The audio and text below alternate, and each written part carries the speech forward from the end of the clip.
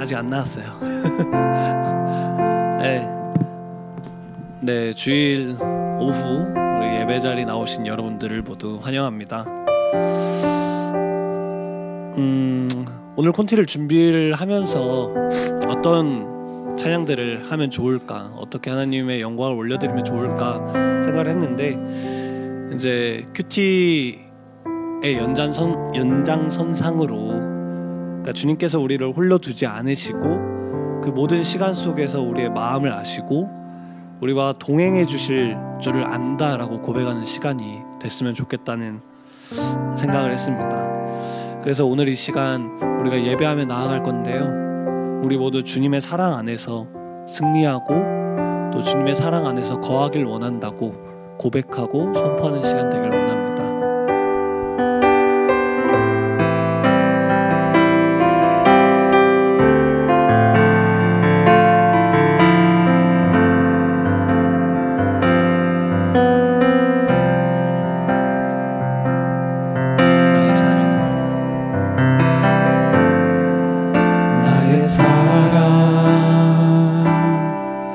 너는 어여쁘고 참 귀하다. 어느 보석보다 귀하다. 내가 사랑스럽지 않을 때 너를 온전히 사랑하고 너와 함께하려 내가 왔노라.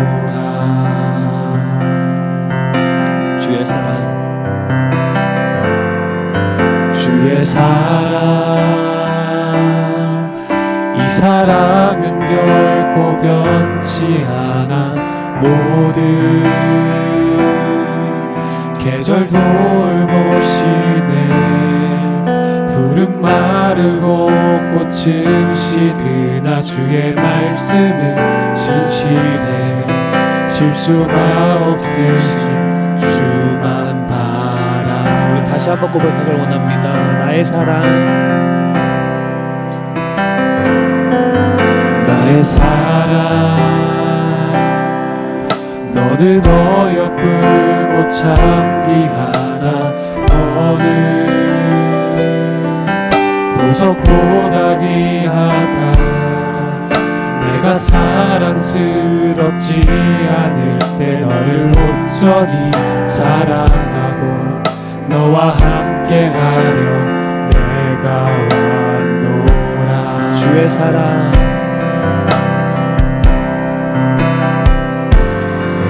주의 사랑,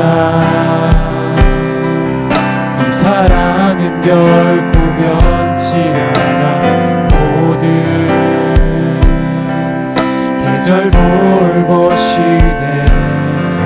푸른 마르고 꽃은 시드나 주의 말씀은 진실해. 실수가 없으신 주만 바라. 주님의 나라가, 주님의 나라와 뜻이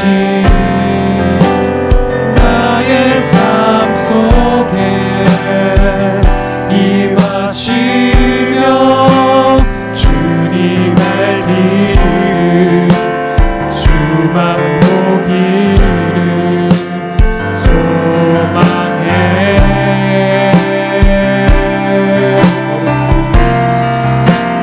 거룩히 살아가 힘과 두려움 없는 믿음 주실 나의 하나님. 완전한 사랑 찬양해. 우리 처음부터 고백하시길 원합니다. 나의 사랑, 나의 사랑, 너는 어여쁘고 참 귀하다. 어느 보석보다 귀하다. 내가 사랑스럽지 않을 때 너를 온전히 사랑하고 너와 함께 하려 내가 왔노라. 주의 사랑 주의 사랑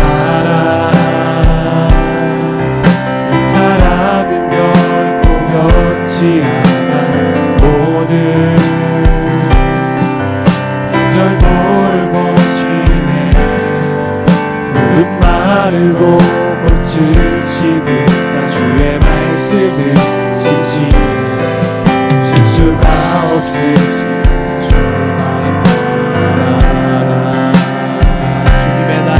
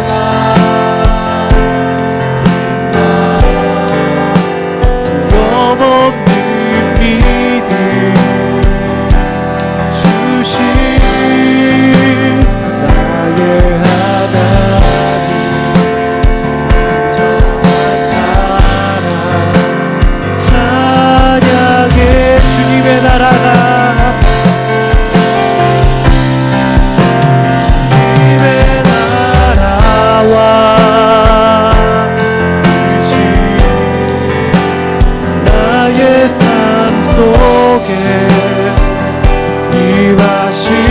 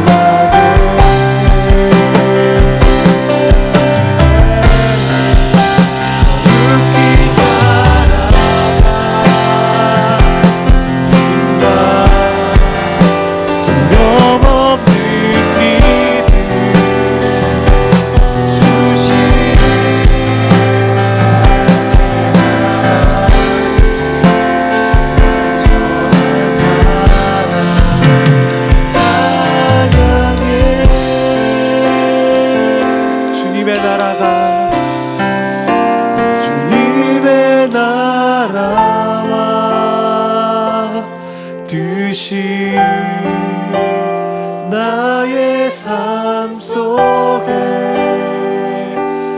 임하시며 주님 알기를 주만 보기를 소망해. 아멘. 거룩히 살아갈 힘을 주시옵소서. 거룩히 살아갈 힘과 두려움없는 믿음 주신 나의 하나님 완전한 사랑 찬양해.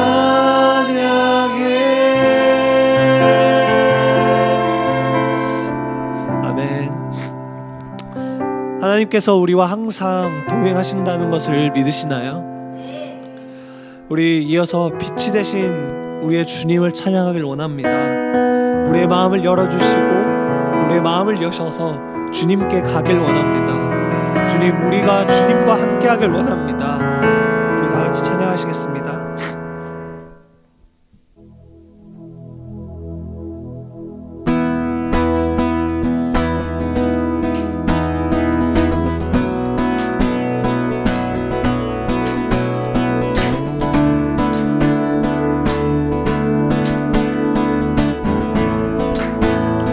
내 맘에 문을 여서서 내 맘에 눈을 여소서 내 맘에 눈을 열어 주 보게 하소서 주 보게 하소서. 내 맘에 눈을 여소서 내 맘에 눈을 여소서 내 맘에 눈을 열어 주 보게 하소서 주 보게 하소서. 주 이름 높이 들리고 주 이름 높이 들리고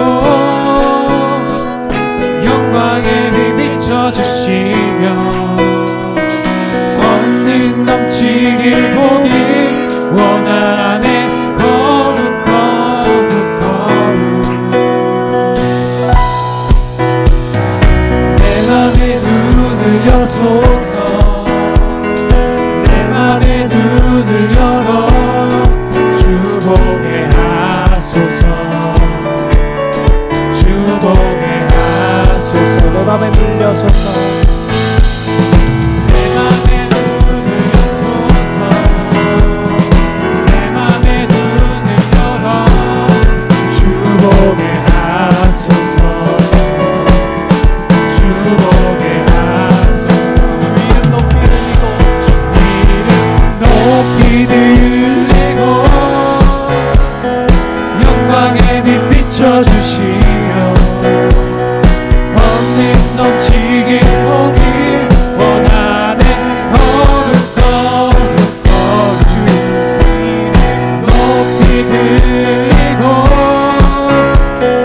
영광의 빛 비춰주시며 권능 넘치길 보길 원하네. 거룩 거룩 거룩 거룩 거룩 거룩 거룩 거룩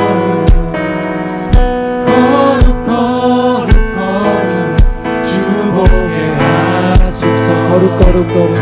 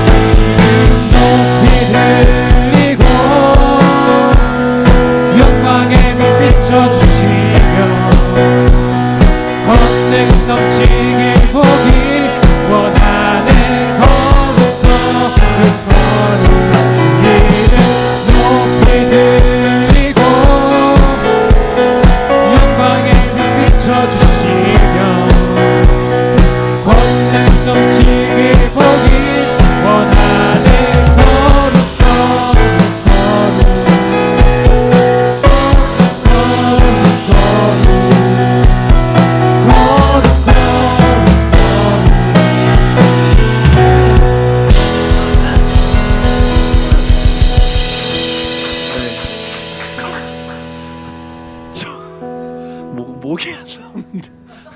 네. 잠깐만요. 네, 할렐루야. 네, 우리가 주의 일하심 앞에 경외함으로 설 때 우리를 통해 하나님의 영광과 일하심이 드러나실 줄을 믿습니다. 믿습니까? 우리 시간 주님, 제가 주님의 말씀을 따라 살겠습니다. 제가 주님의 말씀을 듣고 싶고 그 말씀에 따라 살고 싶습니다. 우리 이 시간 그렇게 결단하는 시간 되길 원합니다.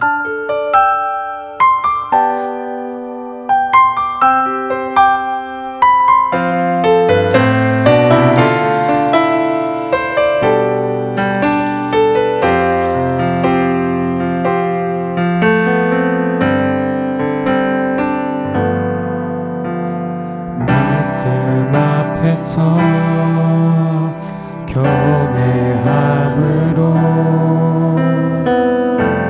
주께 홀로 섭니다.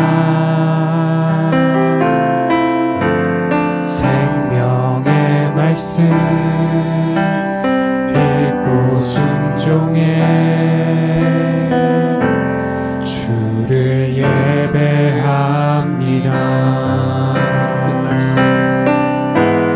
기록된 말씀 힘이 있어서 진리로 우리 거룩해 하며 거룩한 말씀 세세 영원히 복음이 되어 말씀하시네. 말씀에 두려워 떠는 자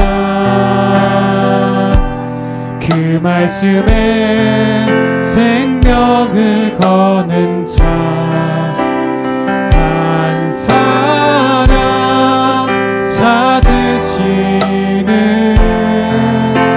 주님의 약속을 믿어 하나님 말씀에 생명을 거는 자 순종하며 주 따라가는 자 영원한 하나님 나라 이뤄갈 주의 교회여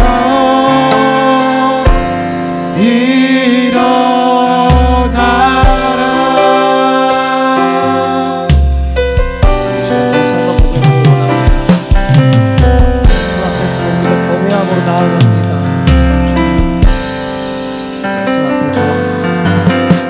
말씀 앞에서 경외함으로 주께 홀로 섭니다.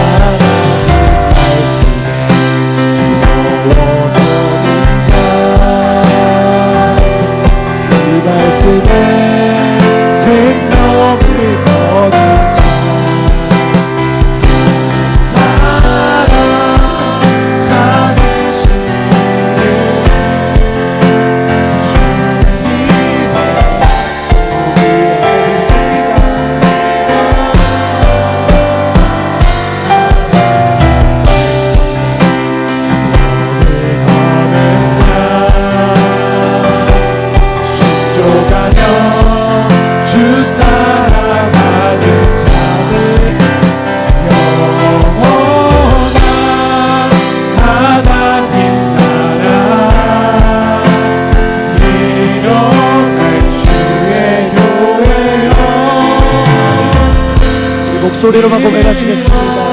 하나님 말씀에 두려워 떠는 자, 하나님 말씀에 두려워 떠는 자는 그 말씀에 생명을 거둔 자 한 사람 찾으시는 주님의 약속을 믿어 하나님 말씀에 두명을 거는 자 순종하며 주 따라가는 자 영원한 하나님 나라 이뤄갈 주의 교회여 일어나라.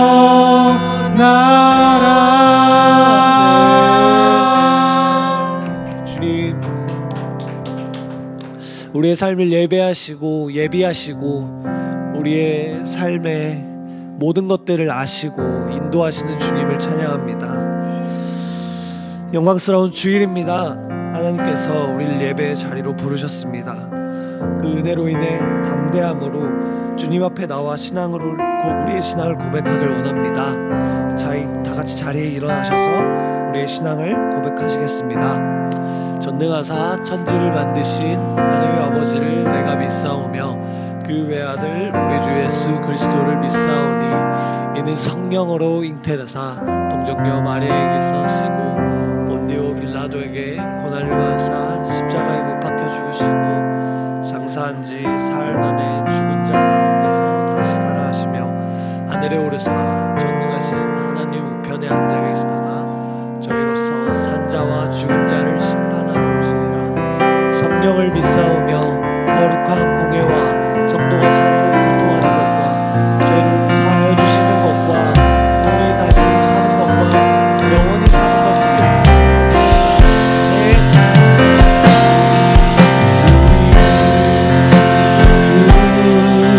예배하는 자들 영과 진리로 주 예배하자. 주가 우리와 함께해 영원히 함께하시고 하지 않으시고 우리를 채우시리라. 우리 모두 예배하는 자들여 우리 모두 예배하는 자들여 정령과 진리로 주를 예배하자. 주가 우리와 함께해 영원히 함께하시고 가르치 않는 셈으로 우리 채우시리라. 이 시간 우리 예배를 위해서 기도하길 원합니다. 우리가 신령과 진정으로 주님을 찬양하길 원합니다. 우리가 주님의 말씀을 듣고 그 말씀대로 살아가길 원합니다. 우리가 부르신 곳에서 주님을 하나님을 예배하길 원합니다. 우리의 예배를 받아주시옵소서. 우리 다 같이 목소리로 높여서 기도하시겠습니다. 기도합니다.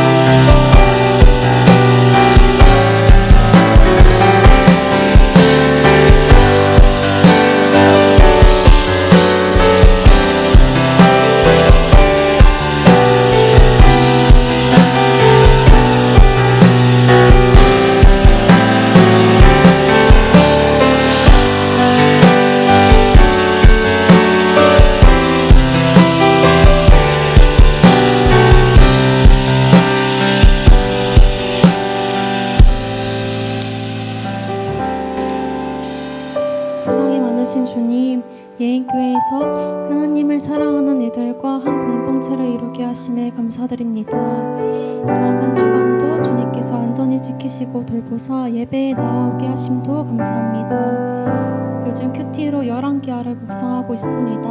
그 가운데에는 우상 숭배하며 하나님께서 악하다 칭하신 왕들도 있었고 요시야처럼 선하다 일컬어지는 왕들도 있었습니다. 하나님, 지난 한 주간을 돌아봅니다. 세상 속을 살아가면서 주님의 말씀에 귀 기울이기보다 주님께 기도드리기보다 더 우선시했던 것들이 있다면 용서해 주세요. 주님께 우리의 삶과 우리의 문제를 맡겨드리기보다 스스로의 힘을 의지하여 해내려고 했던 것들이 있다면 용서해 주세요. 말씀 전하시는 서주현 목사님을 위해 기도합니다. 이 예배에 주님의 통로로 사용하셔서 주님께서 저희에게 하고자 하시는 말씀을 잘 전달하게 하시고 듣는 저희의 삶을 변화시켜 주세요. 요시야의 종교개혁을 보며 지도자 한 사람의 영향력이 교회에 얼마나 큰 영향을 미치는지를 깊이 느낍니다. 예인교회와 솜 있는 모든 자리에서 선한 영향력을 끼치는 서주현 목사님을 마귀가 넘어뜨리지 못하도록 목사님의 생각과 마음에 마귀가 주는 생각들이 있다면 분별하여 영적으로 싸워 이길 수 있는 힘을 주세요. 영적 전쟁에서 영역 간에 하나님이 항상 지켜 보호하여 주세요. 목사님의 선한 영향력으로 인해 목사님이 만나게 되는 하나님을 믿지 않는 지체들까지도 구원을 얻게 해주세요. 예인교회의 교회된 지체들을 위해 기도합니다. 저희는 인간인지라 시시때때로 넘어지고 부족한 모습을 보입니다. 넘어질 때마다 서로를 일으켜주고 또한 부족한 모습을 보며 사랑으로 덮어줄 수 있는 믿음의 공동체가 되게 하여 주세요. 목사님과 목사님의 가정, 이 예배를 위해 수고하는 모든 지체들 위에도 복의 복을 내려주시고 구원받지 못한 가정이 있다면 이들로 인해 그 가정이 구원을 얻게 해주세요. 주님, 환절기로 인해 아픈 지체들이 있습니다. 그 외에도 아픈 몸과 마음을 이끌고 나아온 지체들이 있습니다. 주님께서 이 예배를 통해 깨끗이 나음을 입게 하여 주시고 치유의 영이 임하사 온전한 회복이 있게 해주세요. 분주했던 마음을 내려놓고 주님 앞에 주님 말씀에 집중하기 원합니다. 주님께 온전히 집중하게 하시고 이 시간 온전히 홀로 영광 돌려받아 주세요. 감사드립니다. 예수님의 이름으로 기도드립니다. 아멘.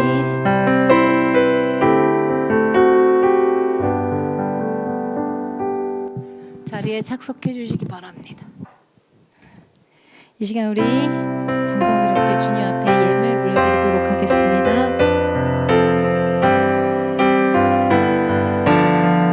같이 찬양합니다. 내게 있는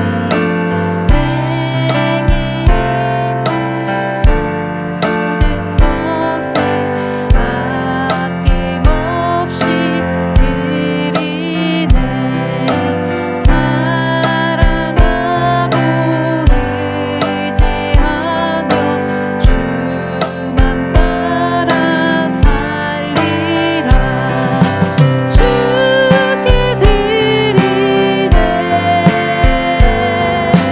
주께 드리네. 사랑하는 구주 앞에 모두 드리네.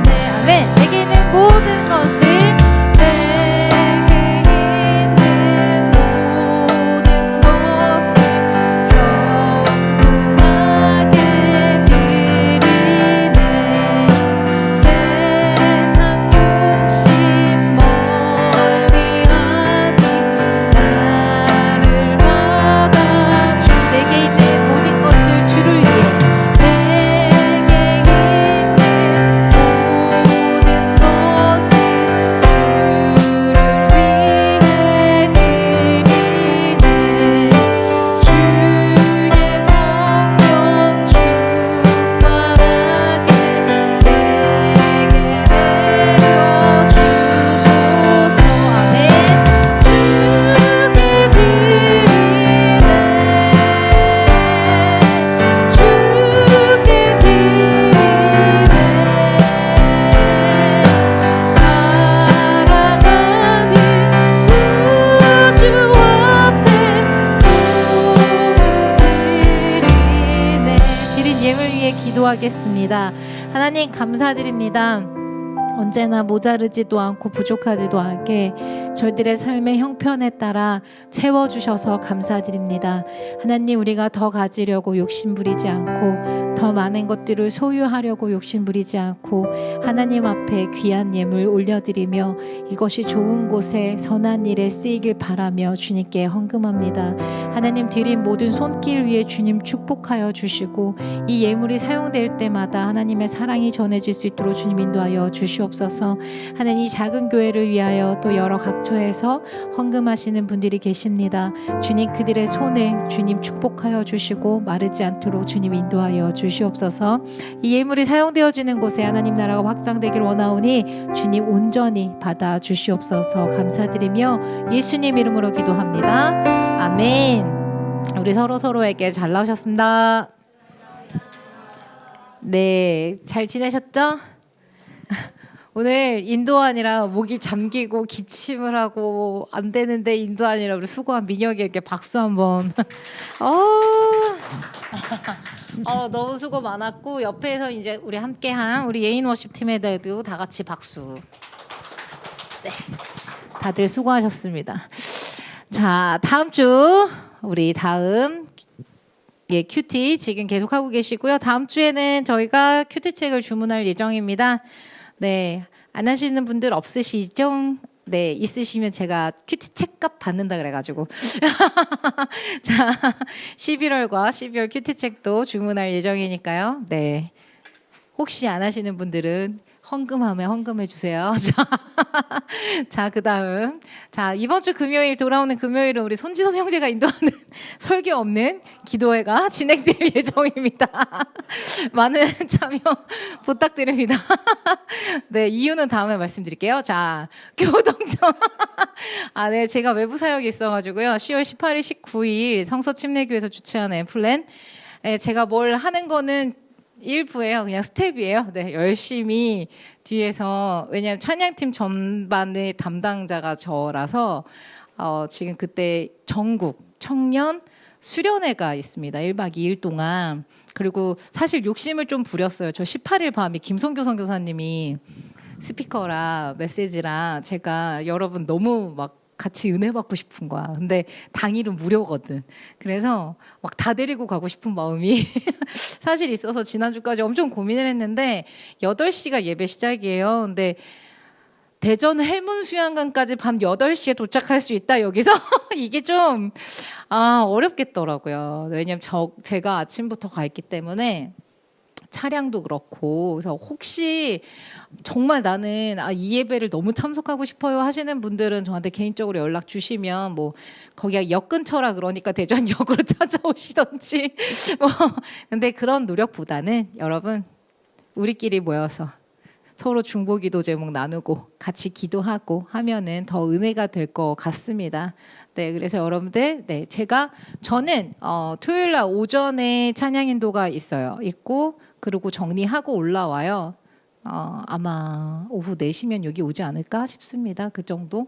네, 그래서 1박 2일 동안에 숙소도 그렇고 그럴 것 같아요.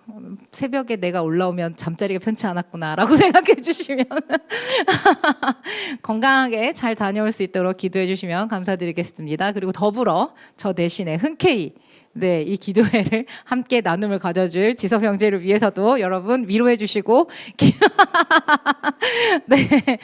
증언해 주시면 좋을 것 같아요. 자, 그다음 우리 예진자매 다음 주죠. 네. 화요일 날 짐을 싸들고 올라가죠. 아니, 맞죠? 네, 화요일 날 짐을 싸들고 여기가 지금 뭐죠? 상하차 팀이라 그렇게 되나 뭐지? 네, 물건 나르는 그 정리하는 팀이에요, 여기가. 그래가지고 왜 저기가 팀장이 됐는지는 모르겠지만 약간 1, 2학년 잘 굴려가지고 용달팀 맞아. 용달차에 지금까지 한 모든 수고를 잘 차곡차곡 담아갈 수 있도록, 그리고 수요일 날은 개인 전시를 또 하는 걸로 알고 있거든요. 예지자매도 그 후배기 때문에 가서 같이 돕습니다. 지금 저기도 거의 죽어가는 상황. 여기는 이제 살아날 상황. 여러분 이를 위해서도 기도해 주셨으면 좋겠고요. 더불어 다음 주 그래서 저희는 주일날 아우팅을 갑니다. 와! 서울로 갑니다. 우와. 네, 예배가 끝나면 점심 간단하게 먹고요. 점심은 다음 주는 진짜 간단하게 먹고 바로 네, 올라가도록 하겠습니다. 가서 전시 보고 저희는 저녁 먹고 또 남산 한번 돌고 그리고 내려오도록 할게요. 그러니까 그렇게 알아주시고 다음 주 편한 복장 네, 좀 걸을 예정이니 그리고 기도로 섬겨주셔서 감사드리고요. 순서에 따라 기도로 준비해 주시길 바랍니다. 뭐 다른 질문 있으신 분 저한테 개인적으로 해주셔도 좋습니다. 자, 이제 저희 말씀 나누도록 하겠습니다. 개혁을 향한 여정 지금 이번 달 계속 가고 있고요. 여호와의 말씀이 어떠하신지 물어보소서라는 제목으로 열왕기하 22장 30절 아니고 3절에서 13절 제가 잘못 적었어요. 근데 저거는 박아서 갖고 온 거기 때문에 제가 수정을 못했어요. 네, 이 시간에 3절부터 13절까지 말씀 저랑 같이 교독하도록 하겠습니다. 요시야 왕 18째 해에 왕이 무슬람의 손자 아살리야의 아들 서기관 사반을 여호와의 성전에 보내매 이르되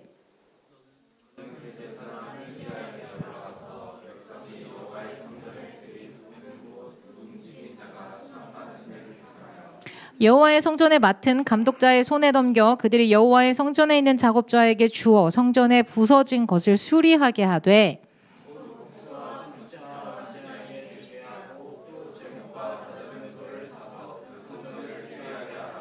그러나 그들의 손에 맡긴 은을 회개하지 말지니 이는 그들이 진실하게 행함이니라.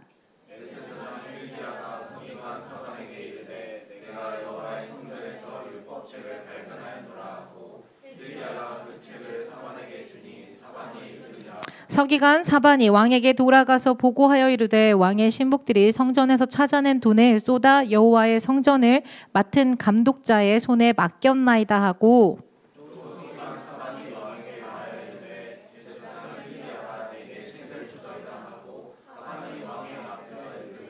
왕이 율법책의 말을 듣자 곧 그의 옷을 찢으니라.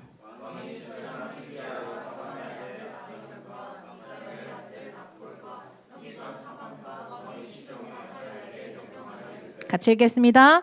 너희는 가서 나와 백성과 온 유다를 위하여 이 발견한 책의 말씀에 대하여 여호와께 물으라. 우리 조상들이 이 책의 말씀을 듣지 아니하여 이 책에 우리를 위하여 기록된 모든 것을 행하지 아니하였으므로 여호와께서 우리에게 내리신 진노가 크도다. 아멘. 오늘따라 뒤에가 왔다 갔다 거려요. 네, 저는 그래서 오늘 원고에 충실하도록 하겠습니다. 지난주 우리는 이 시대에 하나님께서 기뻐하신 유다의 첫 번째 왕 히스기야에 대한 이야기를 나눴습니다. 대대적인 정말 힘들게 이뤄낸 종교개혁이었으나 자신을 두렵게 하는 아수르 앞에 무너질 뻔했어요. 완전히. 그러나 다시 하나님께서 돌아서서 하나님을 의지함으로 아수르 손에서 지켜주신 이야기를 보았습니다. 이후 히스기야는 죽을 병에 걸려요. 그런데 그가 자신이 살아온 이 날들을 하나님께 이야기하면서 살기를 구합니다. 말씀 볼까요? 네, 한번 같이 읽어보겠습니다. 시작. 여호와여 구하오니 내가 진실과 전심으로 주 앞에 행하며 주께서 보시기에 선하게 행한 것을 기억하옵소서 하고 히스기야가 심히 통곡하더라. 아멘. 그가 내가 지금까지 살아온 이 날을 하나님 기억해달라고 그렇게 기도하면서 그 앞에 심히 통곡을 합니다. 그러니까 그의 기도를 들으시고요. 하나님이 이렇게 말씀하세요. 5절입니다.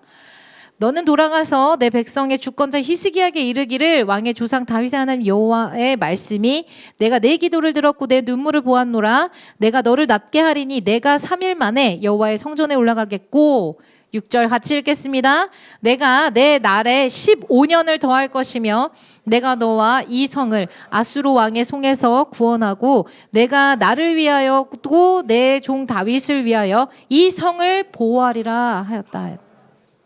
하나님께서 15년이나 시간을 히스기야가 기도함으로 시간을 연장해 주셨어요.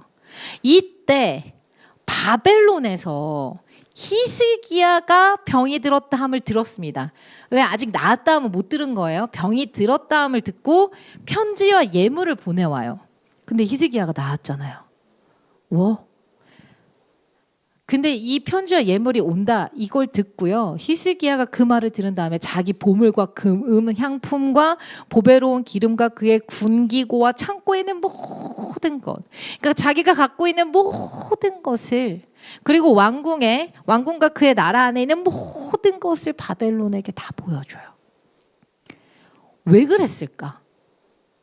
자기 병문을 하나로 온 사람한테 왜 이렇게 다 보여줬을까? 모든 집안 살림을. 성경은 말합니다. 이건 분명한 하나님 앞에 죄라고요. 왜 그랬었냐면 하나님께서 분명히 아수르에게서 히스기야야 내가 널 보호해 줄 거야 약속하셨잖아요. 내가 보호해 줄 거야 라고 했는데 하나님이 분명 주신 굉장히 놀라운 일이었음에도 불구하고요. 히스기야는 여전히 하나님을 온전히 의지하지 않는 모습이었어요. 이것이 히스기야 마지막에 가장 안타까운 모습이에요. 이로 인해서요, 유다는 바벨론에게 삼킨받아요. 어? 목사님, 아수르 아니에요? 헷갈리신 거 아니에요? 지금 아수르가 위협하고 있는데요? 아니요. 바벨론에게 함락돼요. 하나님 말씀하셨잖아요.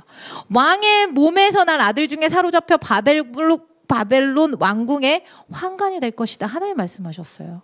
즉 너희가 두려워하는 아수르가 아니라 너희가 손 잡으려고 했던 바벨론에 의해서 남유다는 끝이 날 거야. 네가 의지하려고 했던 그 바벨론에 의해서 너는 끝이 날 거야. 이 얘기 하시는 거예요. 지금 당장 눈앞에 두려움은 아수르였지만 후에 유다는요, 애굽의 속국으로 들어갔다가 최종 바벨론의 침략으로 끝을 맞이하게 돼요. 하나님 말씀은요, 너무 무섭게도 1.1획도 변하지 않으시고요, 다 이루어 가신다는 사실을 이 말씀을 통해서, 역사적인 사실들을 통해서 너무 절감하면서 바라보게 되는 부분이에요. 그리고 그의 아들, 역사상 가장 최악의 왕 누구였죠? 역사상 가장 최악의 왕 므낫세. 네, 므낫세가 등장합니다. 다음 PPT. 네, 므낫세가 등장해요. 그는요, 악한 왕이었는데 몇 년 통치했냐? 55년 통치합니다. 온갖 우상 신들을 다 갖다 바치는, 다시 세우는 그런 모습을 제가 사진을 찾아온 건데, 그의 아버지가 힘들게 없앤 산당을, 정성스럽게 부신 것들을, 그 우상들을 다시 세운 예배를 다 없애버려요. 다. 그뿐 아니라 거기에 1월 성신까지 만들고요, 거기에다가 자신의 아들을 인신제사로 드릴 만큼 잔인하고 악한 왕이었어요. 그의 악이 얼마나 컸냐면요, 하나님께서 므낫세가 지은 죄로 인해서 하나님이 정하신 그 심판의 마음을 다시는 돌이킬 수 없다 하셨어요. 그 정도로 나쁜 사람이에요. 나쁘다 위에 할 수 있는 악한 말이 있다면 이 사람한테 해도 과언이 아닌 그 나쁨의 단어의 맥스, 이 사람입니다. 게다가요, 이의 잔인함이 얼마나 잔인했냐면 이사야 선지자를 잔인하게 죽였다는 얘기가 있어요. 21장 16절에 보시면요, 므낫세가 유다에게 범죄하여 여호와께 보시기에 악을 행한 것 외에도 또 무죄한 자의 피를 심히 많이 흘려 예루살렘 이 끝에서 저 끝까지 가득하게 했다. 사람이 도대체 얼마나 많이 죽인 거예요. 무죄한 자, 누구냐? 당시에 활동했던 선지자, 예언자, 하나님 편에 서 있었던 자, 이들을 뜻한다고 합니다. 그래서요, 히브리서 11장 37절에 보면 한번 읽어볼까요? 시작. 돌로 치는 것과 톱으로 켜는 것과 시험과 칼로 죽임을 당하고 양과 염소의 가죽을 입고 유리하여 궁핍과 환난과 학대를 받았으니. 이 말씀이 므낫세 당시 선지자들을 그가 잔인하게 대했던 기록이다라고 하는 주장들이 있습니다. 특히 이사야를요, 톱으로 켜서 죽였다고 전해지고 있어요. 이것이 사실이건 사실이 아니건 실제 이사야 선지자는요, 므낫세 때까지 활동했던 선지자입니다. 므낫세 이후로는 기록이 없어요. 그가 어떻게 죽었다, 그가 어떻게 살았다, 없어요. 이사야 선지자뿐 아닙니다. 수많은 사람, 하나님의 사람들이요, 므낫세에게 보내졌고 그가 하나님께 돌이키기를 하나님은 완전하게 너무너무나 원하셨던 거예요. 그러나 그는 악함이 더해갔어요. 아예. 이로 인해서 역대하 33장에 보시면요, 하나님께서 아수르 왕의 군대를 보내사, 아수르 왕의 군대예요, 그를 사로잡아가게 하시거든요. 사로잡아가게 하셨는데 그가 어떻게 사로잡혀갔냐, 사진이 있었는데 네, 지금 아직이니까 쇠사슬로 결박을 당하고 바벨론으로 끌려가요. 신기하지 않아요? 아수르 왕이 군대를 보내 사로잡아가지고 그를 보낸 곳이 어디다? 바벨론. 그쪽으로 보냅니다. 이때요, 이렇게 끌려가요. 여러분, 그러니까 피어싱 함부로 하지 마세요. 아, 진짜 이거는 노예, 죄인, 이거는 그 앞에 종속된다는 의미입니다. 그래서 함부로 하시는 거 아니에요. 네, 아무튼 여기는 없으니까. 네, 이렇게 끌려가요. 끌려갔는데 끌려가고 나니까 므낫세가 이제 정신이 든 거예요. 그 감옥 안에서. 그래서 하나님께 기도해요. 주여, 왜 기도해요? 이렇게 악했는데 기도합니다. 그랬더니 하나님이 그의 기도를 들으셨어요. 할렐루야. 들으셨어요. 들으시고 그의 간구를 들으사 그토록 악한 왕이었으나 그를 다시 예루살렘으로 복귀시켜줘요. 그리고 왕위에 다시 앉혀줍니다. 그래서 55년이나 통치하게 된 거예요. 이가 55년이란 이 긴 세월을 이렇게 악한데도 통치하게 하신 이유, 하나님께서 그렇게 악한 자라도 하나님이 돌이키길 원한 거예요. 너의 아버지의 일이 있잖아, 다시 돌이켜, 다시 돌아와. 하나님 그걸 굉장히 원하셨던 것 같습니다. 이후에 므낫세는요, 다시 돌아왔을 때요, 나름의 종교 개혁을 합니다. 역대하 35장 15절부터 17절까지의 말씀인데, 이방 신들과 여호와의 전에 우상을 제거해요. 우와, 그쵸? 자기가 세웠는데 여호와의 전을 건축한 산에와 예루살렘에 쌓은 모든 제단들을 다 성 밖에 던져버려요. 자기가 만든 거 다 던져요. 사실 16절을 보시면 제단을 보수하고 화목제, 감사제, 예배를 다시 한번 회복하는 거예요. 그 제단 위에서 드리고요, 유다를 명령해요. 그리고 이스라엘 하나님 여호와를 섬기라고 백성을 불러놓고 자기가 그래놓고 던져놓고 이제는 너네들 섬겨라 이렇게 한 거예요. 17절 보시면 백성이 그 하나님 여호와께만 제사를 드렸으나 아직도 산당에서 제사를 드렸더라. 아무리 그가 돌아와서 내가 만난 하나님이 나의 기도를 들어준 하나님이 날 이렇게 했어, 죄악된 것을 벗어나야 돼 라고 얘기를 했지만 여전히 백성들 가운데 있는 뿌리 깊은 죄의 근원을 못 끊어내는 거예요. 그렇게 다시 시작한 개혁이었는데 그의 아들 요담이 왕이 되었을 때 아버지 므낫세 같이 깨닫지 못해서 여호와 앞에서 더욱 범죄하다가 결국 그의 신하가 반역해서 왕궁에서 그를 죽였습니다. 다음 한번 보여줘. 그 다음 요시야예요. 요시야 전에 이 둘이요, 므낫세와 요담이 어디에 무덤에 묘실에 안착이 됐는지 알아요? 성경에 나왔는데, 원래는 왕들이 죽으면 다윗의, 그쵸? 그 무덤에 원래 묻히게 되어 있는데 므낫세와 요담은 우사의 동산 자기 묘실이라고 되어 있어요. 우사가 누굴까? 어디서 많이 들어본 애 같은데 긍정적인 건 아닌 것 같은데 그죠? 우사 누구냐?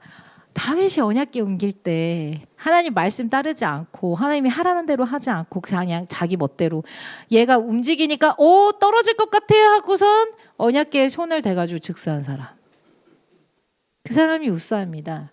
내 열심히 하나님을 섬기는 것, 이걸로 하나님 원치 않으세요. 하나님 원하시는 거는요, 하나님 말씀대로 섬기는 자를 원하시는 거예요. 부족해도 모자라도 연약해도 하나님 말씀대로. 그리고 오늘 주인공 요시야, 그래서 제가 잘생긴 사진을 갖고 왔습니다. 여러 가지 사진들, 아까 그 사진은 굉장히 못생겼죠? 자, 잘생긴 사진. 여러분 이 사람들이 실제 있을 거라고 생각하지, 그러니까 실제 인물이긴 하지만 이렇게 생겼을 거라고 생각하지 말아주세요. 네, 여러 자료 중에 들어간 거니까 누가 보면 AI가 만든 것 같아요. 자, 오늘 주인공 요시야 등장하는데요. 요시야는 8살의 어린 나이에 왕이 돼요. 유다의 가장 훌륭한 왕들 중 하나로 인정받는 자가 됩니다. 31년. BC 640에서 609년 통치했고요. 그의 통치의 특징은 평화, 번역, 개혁. 이 세 가지. 이 특징을 가지고 있어요. 주변 정세의 정황을 한번 보도록 하겠습니다. 다음 PPT 넘겨주시면요. 주변이 어떤 상황이었었냐면 북이스라엘을 지금 누가 삼켰어요? 아수르가 삼켰잖아요. 그래서 아수르는 지금 유다에게 있어서 너무 두려움의 대상이었어요. 근데 아수르의 수도가 니느웨거든요. 이 니느웨가 BC 612년 이때의 신흥 세력이었어요. 바벨론에 의해서. 바벨론이 원래는 있었지만 얘네들이 신흥으로 이렇게 되게 조그만데 얘네들이 갑자기 막 급부상된 거예요. 그래서 신흥 세력인 바벨론에 의해서 얘네가 파괴됐고요. BC 609년에 멸망합니다. 끝이 나요. 이러한 시기에 유다의 요시야 왕이요. BC 609년에 같은 때예요.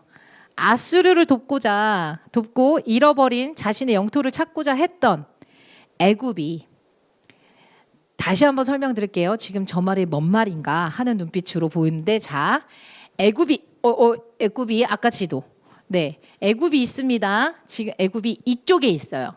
애굽이 있고 여기가 지금 요시야 왕이 다스렸던 유다예요. 그 지도입니다. 애굽이 여기 있는데 저 위에가 다메섹 있죠. 그 위에 니느웨 아수르 땅이 있어요. 그리고 이쪽에 블레셋이 있었습니다. 근데 애굽이 보아하니 어라, 아수르가 바벨론에 의해서 지금 조금 힘이 없어 보인다 라고 생각을 한 거예요. 이 봤을 때. 그래서 애굽 생각에는 자기의 잃어버린 빼앗겼던 영토를 찾고자 아수르랑 동맹을 맺고 자기가 블레셋을 쳐야 되겠다, 이 생각을 한 겁니다. 그래가지고 애굽이 아수르랑 동맹을 맺기 위해서, 그리고 블레셋을 치기 위해서 원정을 나가는 길에 요시야가 보아하니 이때 내가 얘네를 막지 않으면 뭔가 이 애굽이 굉장히 뭔가 힘이 세지거나 무슨 일이 벌어지겠다, 이렇게 여겼던 것 같아요. 그래서 요시야가 출정을 나가요. 어디로 나갔냐? 무깃도로 나갑니다. 그래서 이 전투의 이름을 무깃도 전투라 하고요. 이 무깃도에서 요시야가 애굽에 의해 죽게 돼요. 그리고 잠시 동안 애굽에 속국이 됩니다. 이런 역사가 지금 여기에 있어요. 그러니까 609년 아수르가 없어졌을 때 요시야도 같이 없어졌다. 네, 그의 생이 끝났다. 네, 이렇게 보시면 돼요.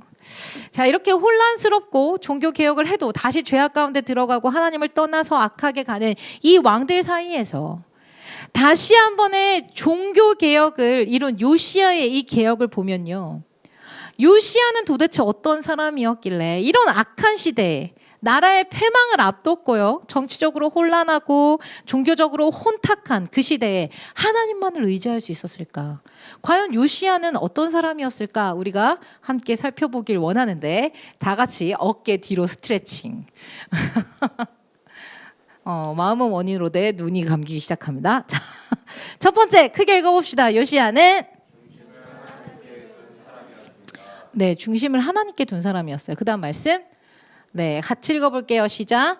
요시야가 여호와 보시기에 정직히 행하여 그의 조상 다윗의 모든 길로 행하고 좌우로 치우치지 아니하였더라. 아멘. 할아버지와 아버지의 최악의 상을 보고 자란 요시야예요. 그는 하나님을 경외할 줄 아는 사람이었다는 거예요. 대다수가 하나님을 섬기지 않는 이 상황에서 자신은 그 앞에서 정직히 행하여 다윗의 모든 길로 행할 때 좌로나 우로나 치우치지 않았다. 이거 대단한 일입니다. 그것도 18년 동안. 어린 아이였잖아요. 8살. 8살. 우리 주변 8살 누가 있을까요? 내년에 하나가 8살이 돼요. 8살. 힘도 없었을 것이고요. 얘가 지금 어떤 주장을 하겠어요. 청소년 시기를 지나서 성인으로 자라기까지. 그럼 요시야가 언제 하나님께 나아갔냐? 바로 8년 뒤예요. 8살로부터 8년 뒤. 청소년 16세. 할렐루야. 사춘기. 자, 이가 사춘기 때 어떻게 이렇게 하는 게 나아갈 수 있을까? 저 고민해 봤어요. 보니까 사춘기, 이 16세라는 거는 사실 다른 것보다 나는 누구지? 이 세상은 어디로부터 왔지? 하나님은 누구지? 우리나라는 왜 멸망했지? 이런 정체성에 관련된 질문을 하는 시기입니다. 이런 질문과 이런 고민들을 이가 많이 했었던 것 같아요. 왜냐하면 계속적으로 죽음 하는 것들을 자기 눈에 봤고요. 심지어 자기 아버지 요담이잖아요. 요담은 2년 만에 왕국에서 죽임을 당했는데 이 요담을 죽인 사람들이 반역을 일으킬 수 있잖아요. 그러니까 백성들이 몰려와서 이 요담을 죽인 사람들을 싹 다 처단하고 요시야를 세운 거예요. 그러니까 우리나라 역사로 보면 이거는 굉장한 영화나 드라마로 나와도 되는 그런 스토리였던 겁니다. 이런 상황을 보면서 자랐어요. 16세가 되었습니다. 이가 그때 뭐라고 얘기했냐면 역대하 34장 3절 상반절 한번 읽어볼까요? 시작. 아직도 어렸을 때 곧 왕위에 있은 지 8년에 그의 조상 다윗의 하나님을 비로소 찾고 16살에 하나님을 찾은 거예요. 16살에. 그때 하나님을 제대로 만난 거예요. 내가 하나님께 이렇게 살아야 되겠구나. 물론 그가 하나님을 찾은 것이 먼저가 아니라 그를 찾아와 주신 하나님이 먼저였죠. 그는 여호와 그 앞에 계속적으로 그 이후로부터는 계속 여호와 앞에 정직히 행했다고 합니다. 그리고 그의 조상 다윗의 길로도 갔고요. 올곧게 마음의 중심 흐트러뜨리지 않고. 자, 우리는 어때요? 하나님께 정한 마음을 두는 것조차 참 쉽지가 않습니다. 마음을 정하겠다고 내 영혼이 확정되고 확정하겠습니다. 그쵸? 그러고 가요. 좌로나 우로나 항상 치우치고요.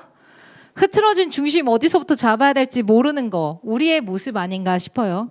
악한 언덕 속에서도요. 하나님은 하나님 마음에 합한 자들을 통해서 하나님의 마음을 계속 전해주시고 일하고 계시는 거예요. 자, 요시야는 또 어떤 사람이었냐? 두 번째 크게 읽겠습니다. 시작. 말씀의 의미를 여호와께 물은 사람입니다. 네, 요시야는요 이후 성전에 부서진 것들을 다시 수리하라고 명령을 해요.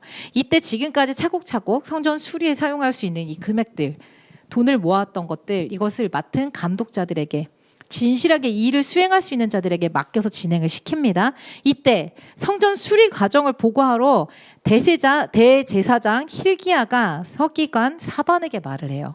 내가 오늘 여호와의 성전에서 율법책을 발견했노라 이 얘기를 합니다. 당시 성전에 남아있던 저서나 율법책이 사실은 드물었어요. 왜냐하면 악한 왕들 이 시절을 통해서 망가지고요, 불태워졌고요, 부서졌어요. 그래서 이 자체가 복원되어 있는 게 사실 드문 일이었습니다. 제대로 전해지는 원서를 찾는 것 정말 어려운 상황이었어요. 왜 우리나라 역사도 보세요. 조선왕조 실록 무슨 실록 하면은 왕이 바뀌면 불태워버리잖아요. 모든 저서들 다 불태워 없애라 막 이러잖아요. 지금 그런 상황이었던 거예요. 그리고 사반이 그 책을 읽고요. 9절 사반이 왕에게 돌아가서 보고를 해요. 지금까지 왕의 명령에 의해서 이걸 따라 복원하는 중입니다. 그리고 10절에 뭐라고 얘기하느냐 같이 읽을게요. 시작.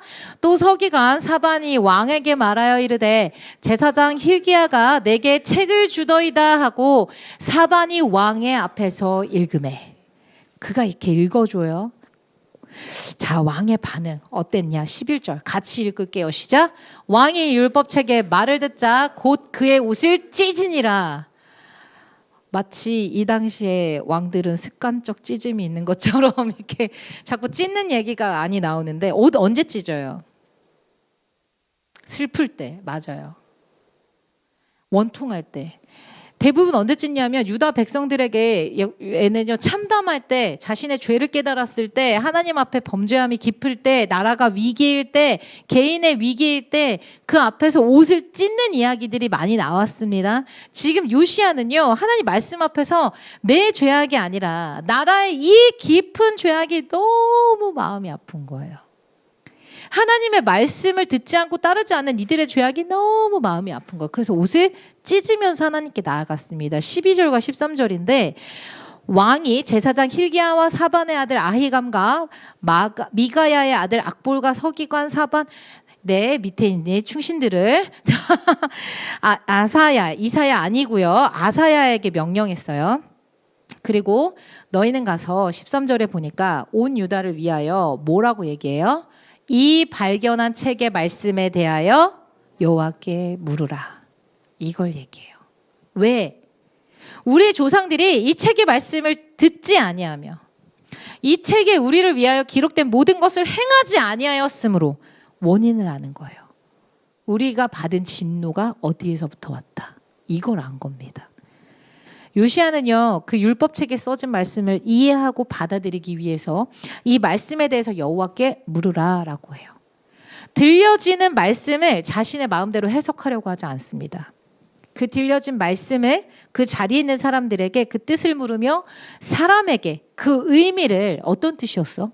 뭔지 알아들었어? 이렇게 묻는 것이 아니라 오직 그 말씀을 주신 하나님께 다시 가서 묻고 싶어 했어요. 자, 여러분, 말씀을 읽으시면서 말씀을 대할 때 하나님께서 이 말씀을 깨달을 수 있도록 이해할 수 있도록 알려주십시오라고 하나님께 물으시면서 읽고 계신가요? 오, 어려운 지명 패스. 오, 이름 어려워 패스. 뭔 말인지 모르겠어. 일단 패스. 주일날 목사님 얘기해 주실 거야. 패스. 네, 여러분 혹시 그렇게 읽고 계시진 않나요? 그래서 내 마음대로 해석하고 읽으면요 내가 복음이 만들어지는 거예요. 이게 이단이 만들어지는 과정이에요. 요시야에게서는요 이런 말씀을 대하는 태도 너무너무 훌륭한 태도입니다. 바라기는 우리도 이런 훌륭한 태도로 말씀을 대했으면 좋겠어요. 아멘? 아멘. 세 번째입니다. 이건 아까 그 말씀 13절 세 번째 시작.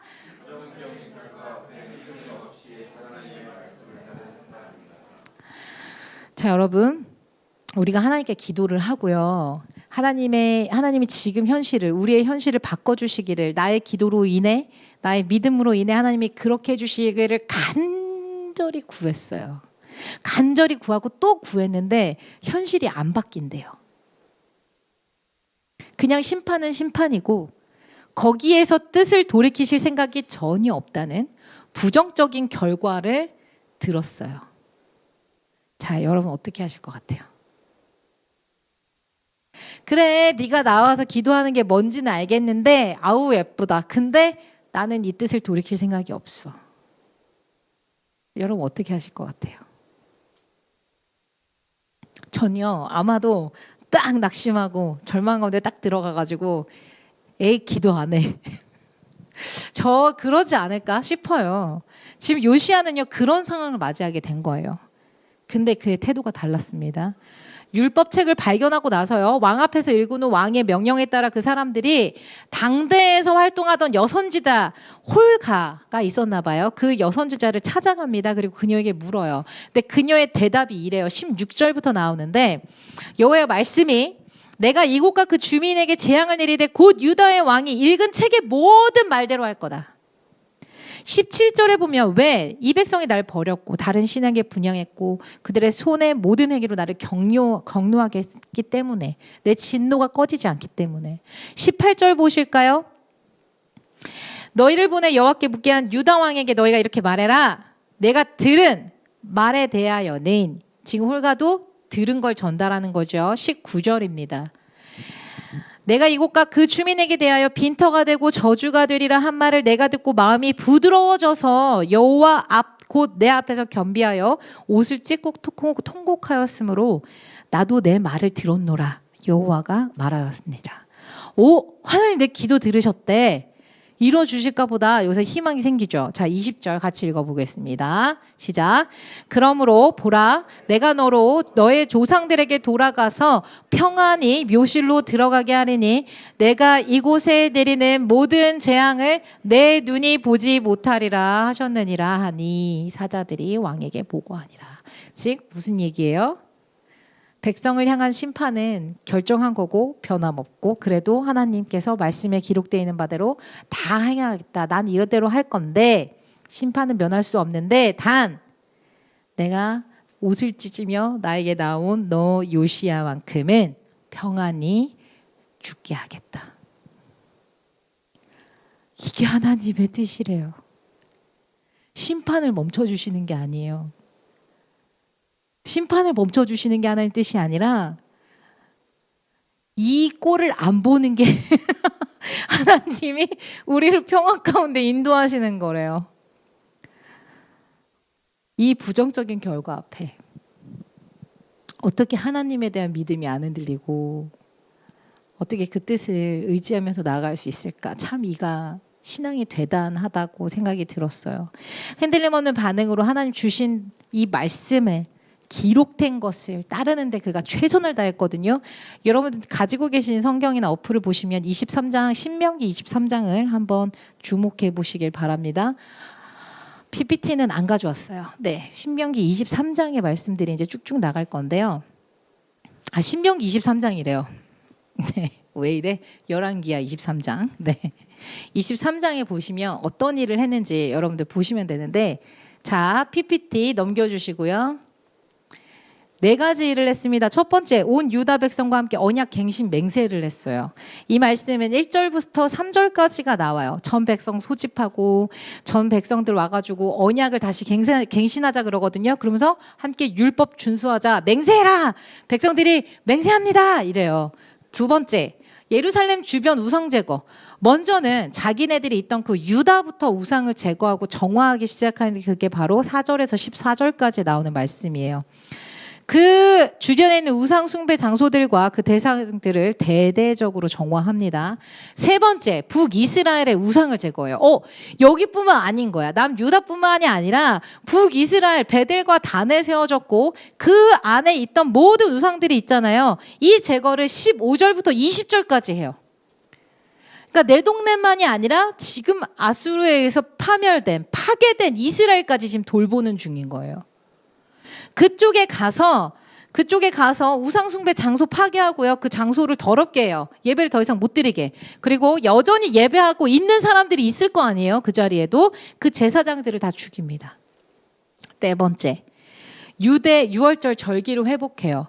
이 말씀은 21절에서 23절까지 나옵니다. 유대절, 유월절 뭐냐? 대대적으로 신명기 16장 1절에서 7절 이 프로그램이 있어요. 너희는 유월절이 되었을 때 전 백성이 예루살렘으로 올라와서 어떻게 뭘 잡고 뭘 드리고 뭘 해가지고 이게 있거든요.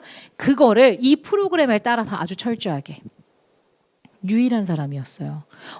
히스기야도 유월절을 지키지 않았나요? 맞아요. 지켰는데 그는 어떻게 지켰냐? 그 의식을 회복한 거예요. 왜냐하면 정작 유월절 그 당일에 한 게 아니라 우리가 일이 많았기 때문에 산당패하고 뭐하고 하고 예배가 회복되고 했잖아요. 한 달 뒤에 예배를 지켰거든요. 지금 요시야는 그 말씀에 써진 그대로 신명기에 나오는 그 말씀 그대로 지켰습니다. 그리고 신명기 12장 1절에서 7절 말씀에 따라 우상 숭배 제거하고요. 예배를 확립한 사람이에요. 이 사람이 바로 누구냐? 요시야다. 자, 그래서 신명기 말씀 하나님 뭐라고 얘기했는지 제가 한번 빠르게 읽어드리도록 하겠습니다. 내 조상 하나님 여호와께서 내게 주셔서 차지하게 하신 땅에서 너희가 평생에 지켜 행할 규례와 법도 이것이니라. 2절, 너희가 쫓아낼 민족들이 그들의 신들을 섬기는 높은 곳은 높은 산이든지 작은 산이든지 푸른 나무 아래든지를 막론하고 그 모든 곳을 너희가 마땅히 뭐하라고? 파멸. 그 제단을 어떻게 하라고? 헐고 주상을 깨뜨리고 아세라상을 불사르고 또 그 조각한 신상들을 찍어. 그러니까 다 없애라는 거야. 그 이름조차 언급하지 말라는 거예요. 지금 그 이름 자체를 그곳에서 멸하라. 4절입니다. 너희 하나님 여호와께서는 너희가 그처럼 행하지 말고 5절 보시면 오직 너희의 하나님 여호와께서 자기의 이름을 두시려고 너희 모든 지파 중에 택하신 곳인 그 계실 곳으로 찾아 나가서 6절에 뭐 하라고 같이 읽어볼게요. 너희의 번제와 너희의 제물과 너희의 11조와 너희 손의 거제와 너희의 선제와 낙헌 예물과 너희 소와 양의 처음 난 것들을 너희는 그리로 가져다 드리고 7절입니다. 거기 곧 너희의 하나님 여호와 앞에서 먹고 너희의 하나님 여호와께서 너희의 손으로 수고한 일에 복 주심으로 말미암아 너희와 너희의 가족이 즐거워할지라. 무슨 얘기예요? 모든 절기에 따라 예배를 회복하라는 거예요. 이 예배는 누구를 위한 예배? 이렇게 드리면 나와 내 자손이 즐거워진다는 거예요. 자, 여러분 주일 예배 여러분 드리시고 금요 기도회 드리시고 수요 예배도 위에서 올라가서 드리지만 우리가 이 예배 가운데 진짜 하나님과 교제하는 예배를 드리면 여러분 삶이 즐거워진다는 사실 여러분 기억하시길 바랍니다. 아멘. 아멘. 왜? 예배를 드리는 건 하나님 우리에게 복 주시기 위한 거거든요. 그 복을 누리는 저와 여러분이 되길 원해요. 철저하게 요시아는요 성경에 써져 있는 대로 하나님 명하신 그대로 행하기에 최선을 다했습니다. 그러나요 마음이 아파요. 이미 므낫세의 죄는요 요시아가 극복할 수 없는 장애물이 됐어요. 왜냐 23장 26절에 27절에 이렇게 나와요. 하지만 므낫세의 죄로 인하여 요시아는요 근데 거기에서 좌절하거나 실망하지 않습니다. 계속해서 자신뿐 아니라 이 백성들이 죄악에서 돌아설 수 있는 길은 오직 믿음으로 돌아가는 것뿐이며 그 말씀을 듣고 청종하고 복종하는 삶을 살게 하는 것뿐이다. 이 사실을 요시아는 알았기 때문이에요. 그래서 그는 계속해서 이 일을 비록 모든 결과가 내가 원하는 상황은 아니잖아요. 심판이. 내가 원하는 좋은 결과, 내가 생각하는 좋은 결과가 아니라 할지라도요. 그는 멈추지 않았어요. 하나님의 뜻을 실현하기에. 하나님은요. 세상이 멸망한다 하고 전쟁과 기근이 끊이지 않고 흉흉한 소식과 소문이 오가는 이런 상황에 우리가 거한다 할지라도요. 하나님의 음성에 귀 기울이는 그 한 사람을 찾으십니다. 아멘. 그 말씀에 순종함으로 따르는 사람을 찾고 계시는 거예요. 오늘도 마찬가지예요.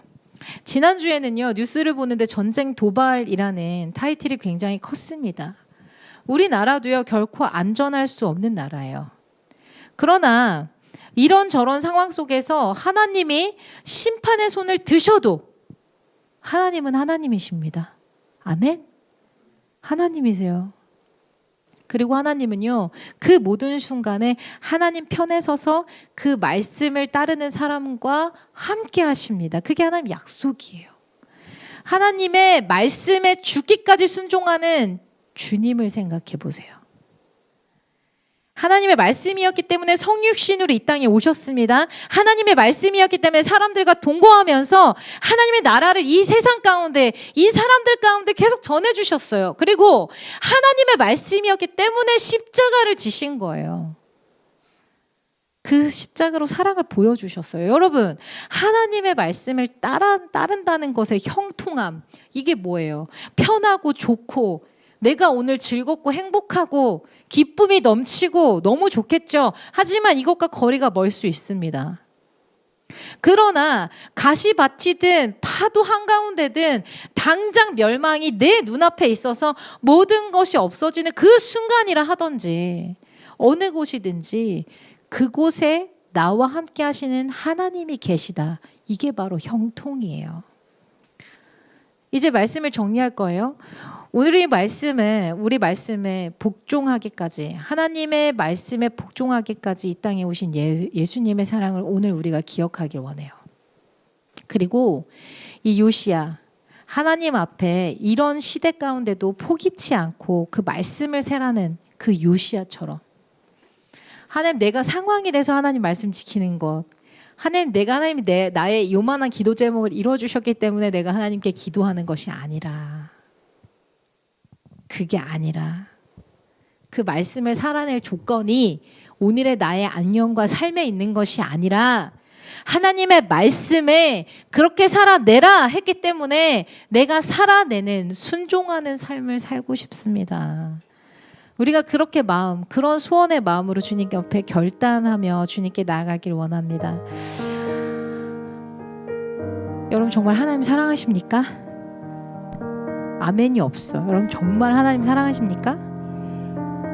정말 그 죽기까지 아까 우리 민혁 형제가 고백했던 것처럼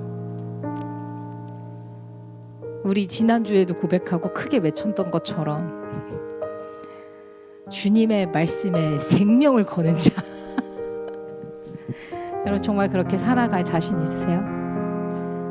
그거 내가 살아가는 거 아니고 하나님이 살게 하십니다. 아멘. 우리가 할 일은요 그 말씀을 읽고 하나님 내게 말씀해 주세요. 하나님 내가 듣기 원합니다. 하나님 인도해 주세요.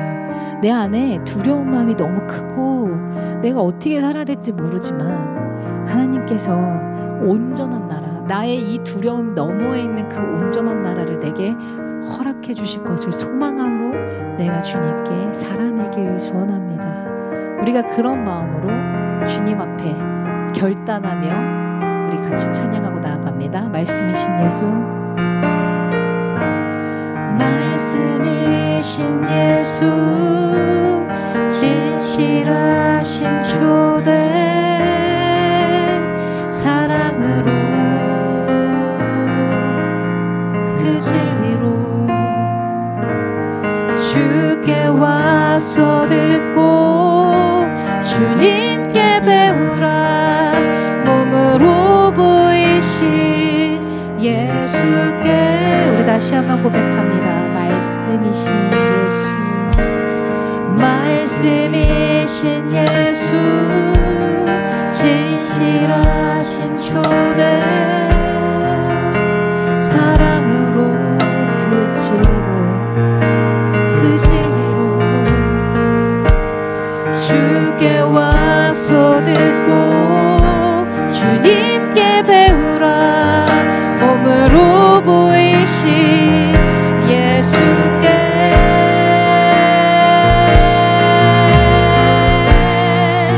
주님 말씀하소서. 듣기 원해요. 인도하소서. 따르길 원해. 두려움 저 넘어 온전한 나라. 참된 생명의 길로 영원한 길로. 이 시간 다시 한번 일어서서 고백합니다. 주님 말씀하소서. 듣기 원해요. 듣기 원해요. 인도하소서. 인도하소서.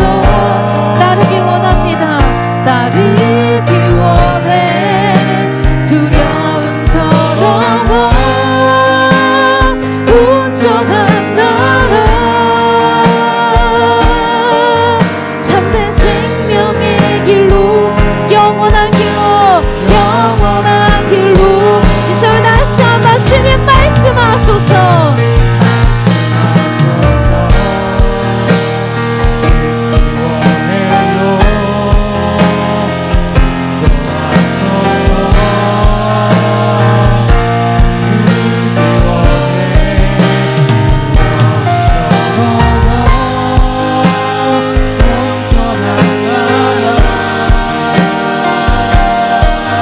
참된 생명의 길로 영원한 길로. 요시야가 하나님 앞에 서 있던 시대는 결코 녹록한 시대가 아니었습니다. 우상이 만연했고요. 진리가 왜곡됐고요. 모든 곳을 둘러봐도 모든 것이 하나님 뜻에 맞지 않는 상황이었습니다. 그때 요시야는 하나님께 결단해요. 내가 주님의 말씀을 읽겠습니다. 내가 주님의 말씀을 듣겠습니다. 내가 주님의 말씀을 행하겠습니다. 이 시간 우리 이렇게 고백하며 결단합니다. 주님, 내가 주님의 말씀을 읽겠습니다. 주님, 내가 주님의 음성을 말씀을 듣겠습니다. 그리고 주님, 내가 주님의 말씀을 따르겠습니다. 우리 그렇게 우리의 삶이 그렇게 드려지고 우리의 신앙이 그렇게 드려질 수 있도록 이 시간 결단 기도하며 주님께 나아가도록 하겠습니다. 같이 기도하도록 하겠습니다.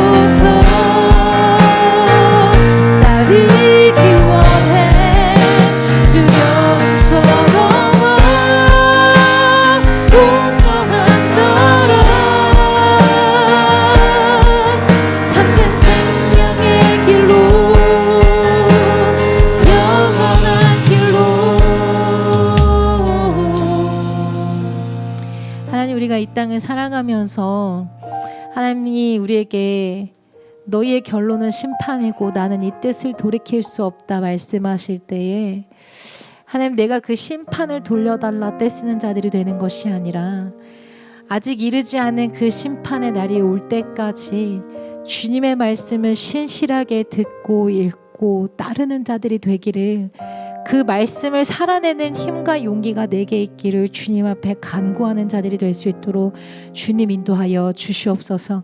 오늘도 주님 앞에 그 삶을 우리가 올려드리오니 하나님, 이번 한 주 녹록지 않은 삶과 시간 가운데 우리가 여기에서 하나님 말씀을 붙잡지 않고 실망하거나 좌절하거나 낙담하지 않고 온전히 하나님 말씀 붙잡음으로 우리에게 소망 되시는 그 말씀 내 삶에 어떻게 이루어드려야 될까, 내가 이 한 구절을 어떻게 살아내야 될까 고민하며 씨름하며 살아가는 우리가 될 수 있도록 주님 인도하여 주시옵소서.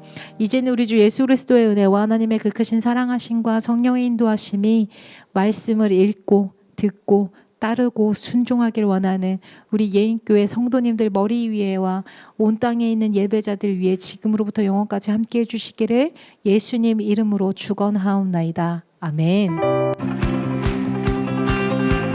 갇힌 자 자유케 하네, 눈 번져 보게 하시며 눌린 자 자유케 새롭게